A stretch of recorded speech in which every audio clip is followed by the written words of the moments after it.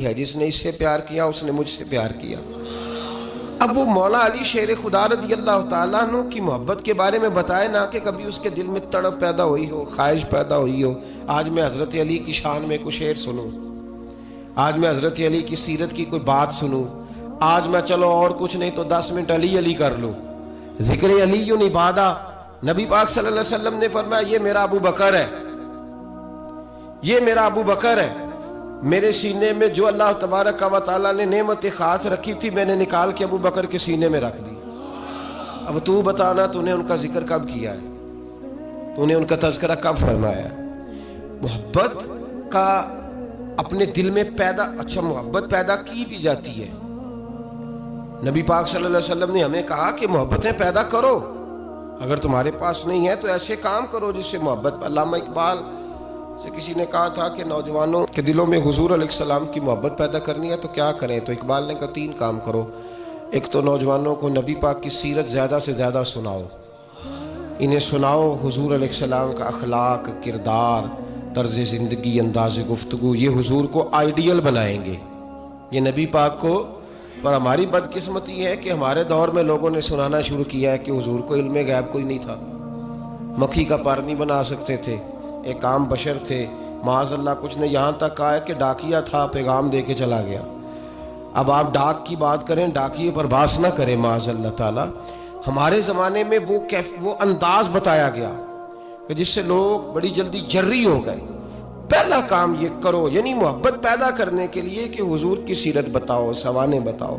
اور دوسرا اقبال کہنے لگے نبی پاک کی یاد کی محفلیں سجاؤ، میلاد کے تذکرے کرو، حضور کی نعت خوانی کرو، نبی پاک کا ذکر چھڑے، حضور کا پیغام عام ہو۔ اور تیسرا فرمانے لگے اپنے بچوں کے سامنے، اپنی اولادوں کے سامنے نبی پاک پر درود شریف پڑھا کرو۔ یہ دکھاوا تو نہیں ہوگا میرا خیال ہے، کس کے سامنے؟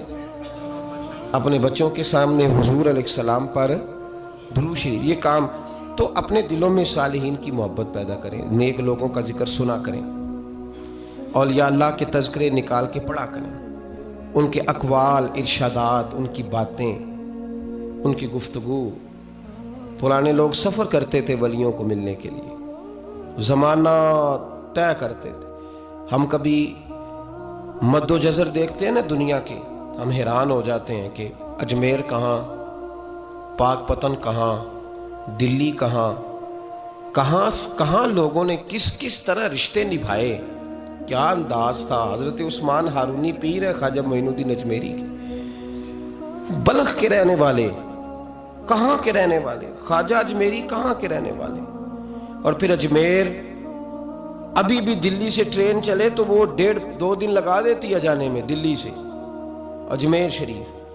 تو حضرت سیدنا خواجہ قطب الدین بختیار کاکی وہاں جایا بھی کرتے تھے، آیا بھی کرتے تھے، رابطہ بھی رہتا تھا، اور عشق اتنا جوان تھا کہ زمانہ کہتا تھا اگر کسی نے کسی سے پیار کرنا ہے تو اس طرح کرو جیسا قطب الدین بختیار کاکی نے معین الدین اجمیری کے ساتھ کیا ہے۔ کوئی فاصلہ رکاوٹ نہیں بنا، کوئی چیز بیچ میں نہیں آئی، کوئی مسئلہ نہیں ہوا، اولادیں بھی تھیں، کاروبار بھی تھے۔ اب تو سہولتیں ہیں، دولت بھی زیادہ ہے، ان لوگوں کو تو مزدوریاں بھی زیادہ کرنی پڑتی تھی، کوئی چیز نہیں سامنے آئی۔ ہم بہانہ بنا کے ایسے رکیں کہ بغل میں چیزیں ہوتی ہیں لیکن ہم کہتے ہیں بڑی مجبوری ہے جی، میں بڑا، کیا مطلب اپنے دماغ پہ چیزیں سوار کر لی ہیں مفت میں۔ پھر مجھے ایک بات بتائیے، پاک پتن شریف سے دلی جانا، خواجہ اجمیری حضرت خواجہ نظام الدین صاحب کا پاک پتن شریف آنا گھوڑے پہ یا پیدل، آسان کام ہے؟ کتنی ملاقاتیں ہیں خواجہ نظام الدین صاحب کی بابا صاحب سے؟ کوئی گن کے بتا سکتا ہے جی؟ کوئی گن کے بتا سکتا ہے کتنی ملاقاتیں، کتنی؟ حضرت خواجہ فرید الدین مسعود گنج شکر رحمۃ اللہ تعالیٰ علیہ کہنے لگے نظام تجھے آئے ہوئے بڑے دن ہو گئے، جا یار چکر لگا آیا، چکر لگا آیا۔ فرماتے میں پیدل گیا تو مجھے جانے میں کئی مہینے، کئی ہفتے لگے۔ میں دلی پہنچا اور اپنے گھر کا ایک چکر لگایا، اوپر سے چکر لگا کے تو پھر پاک پتن کے رستے میں چل پڑا۔ کہتے ہیں واپس پہنچا تو حضرت بابا فرید صاحب رحمۃ اللہ علیہ نے دن گنے ہوئے تھے، کہنے لگے یار اتنے ٹائم میں تو واپس آیا ہے نا، اتنا ٹائم تو آنے جانے پہ لگتا ہے، کہ غریب نواز محسوس نہ فرمائیے گا، آپ نے کہا تھا چکر لگا آیا۔ تو حضور میں ایک چکر ہی لگایا ہے، پھر میں واپس آ گیا ہوں، بات ہی چکر کی ہوئی تھی۔ دیکھیں نا نبی پاک صلی اللہ علیہ وسلم نے فرمایا ابو ہریرہ کوئی کام بھی کیا کر یار، یہیں بیٹھا رہتا۔ عرض کی حضور صحیح ہے۔ اٹھے، سامنے ایک ستون تھا، اس کے پیچھے سے ہو کے نا واپس آ گئے۔ تو حضور نے فرمایا گئے نہیں؟ کہ حضور نے آپ نے فرمایا تھا جایا آیا کر، گیا ہوں پر میرا دل ہی نہیں لگا۔ بھئی تو یہاں سے ہو کے واپس آ گیا، کہیں جانا تو تھا نا، یہیں سے ہو کے۔ تو ان لوگوں کے صالحین کی محبت کے راستے میں کوئی چیز رکاوٹ نہیں بنی۔ ہمارے ہاں چیزیں رکاوٹ بنتی ہیں، اپنے اولیاء اللہ سے، صوفیاء سے، بزرگان دین سے، رب کریم کے بندوں سے، داتا علی اجویری سے، خواجہ اجمیری سے، ان لوگوں سے پیار کریں، صالحین کی محبت دلوں میں پیدا کریں، صحابہ کا پیار دلوں میں پیدا کریں، اہل بیت نبوت کا پیار دلوں میں پیدا کریں۔ یار یہ حدیث جو ہے نا، یہ امید کی کرن ہے، یہ روشنی کا مینار ہے کہ میرے نبی پاک نے فرمایا جو جس سے پیار کرے گا قیامت میں اسی کے ساتھ رکھا جائے گا۔ یہ صحیح بخاری کی حدیث ہے، المرء مع من احبہ، اور یہ جو مع ہے نا اس کا معنی ہے ساتھ رہنا، ہاں، مع اللہ، مع یعنی بما، یعنی اس کے ساتھ۔ المرء مع من احبہ، جو جس سے محبت کرے گا قیامت میں اسی کے، اس کی معیت میں رکھا جائے گا، اس کے۔ ایک بڑی خوبصورت بات، امام اعظم ابو حنیفہ کے ایک شاگرد گزرے، امام محمد رحمۃ اللہ علیہ، خوبصورت بڑے تھے، کچھ خوبصورت تھے، کچھ سونا، کچھ منہ دا مٹھا، کچھ پیارے بڑے تھے، کچھ ان کا انداز یہ تھا کہ نفاست پسند بڑے تھے، بڑے نفیس تھے، نکلتے تھے تو تنہا نہیں نکلتے تھے۔ ایک دفعہ بغداد میں تشریف لائے تو بغداد سے انہوں نے ایک بستی اور میں جانا تھا، تو وہاں یہودیوں اور عیسائیوں کا بڑا غلبہ تھا۔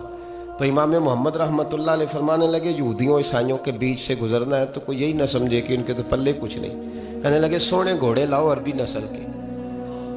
30 شاگرد ساتھ تھے، ان کو بھی ساتھ تیار کیا، عربی نسل کے 30 گھوڑے اور 30 شاگرد۔ ان کو کہا بھی دستاریں ذرا نا اونچی باندھنا، تو دستاریں بھی باندھی انہوں نے، کلے والی بڑی خوبصورت، شاگردوں کو بھی جبے پہنائے، خود بھی جبہ پہنا، سفید رنگ کی اعلیٰ نسل کی گھوڑی، آگے آگے، پیچھے 30-32 شاگرد۔ اور جب آپ گزرے نا بغداد کے آگے اس علاقے سے، یہاں یہودی عیسائیوں کی بھی کثرت تھی، تو عورتوں کی عادت ہوتی تھی پرانے زمانے میں مہمان دیکھنا۔ ویڈیو دیکھنے کا شکریہ۔ اگر آپ چینل پر نئے ہیں تو سبسکرائب کر لیں اور ساتھ ہی ساتھ بیل آئیکن پر بھی کلک کر دیں تاکہ یوٹیوب ہماری ہر ویڈیو کا نوٹیفیکیشن سب سے پہلے آپ کو بھیج دے۔ جزاک اللہ۔